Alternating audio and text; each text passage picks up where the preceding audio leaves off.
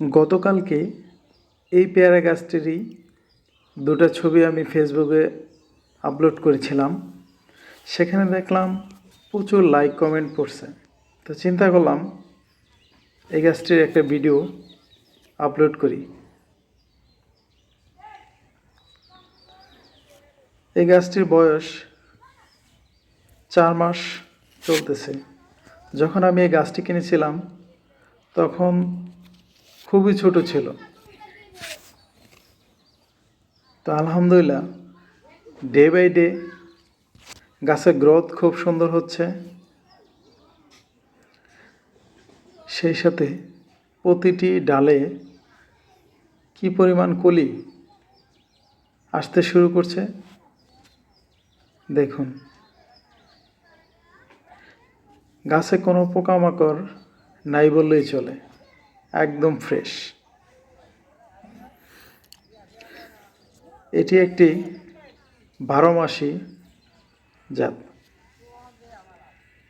জাতটির নাম গোল্ডেন ইট। ছাদ বাগানীদের জন্য আমি বলবো অবশ্যই আপনি একটি চারা হলেও এই জাতের রোপণ করুন। আশা করি হতাশ হবেন না। আমার ছাদে অন্য আরও পেয়ারা গাছ আছে অন্য জাতের। তো এই ছোট্ট একটা গাছ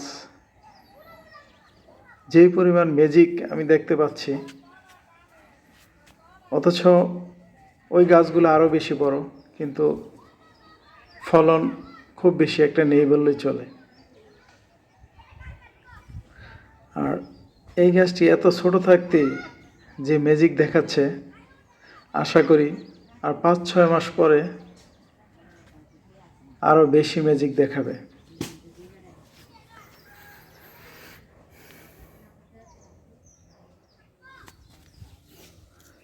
এখন অনেকে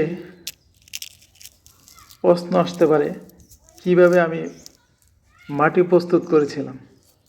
খুবই সহজ। পুরনো গোবর সার আর যে কোনো মাটি মিশিয়ে আপনি রোপণ করতে পারেন। আমি তাই করেছি। কোনো সার এই মাটিতে আমি ব্যবহার করিনি। শুধু সবজির খোসা, ডিমের খোসা এগুলোই দিয়ে রাখছি। পরিচর্যা বলতে এতটুকুই এই গাছটাতে করা হচ্ছে। আপনিও তাই করতে পারেন। সম্পূর্ণ ভিডিওটি দেখার জন্য ধন্যবাদ। আজ এই পর্যন্তই। আসসালামু আলাইকুম।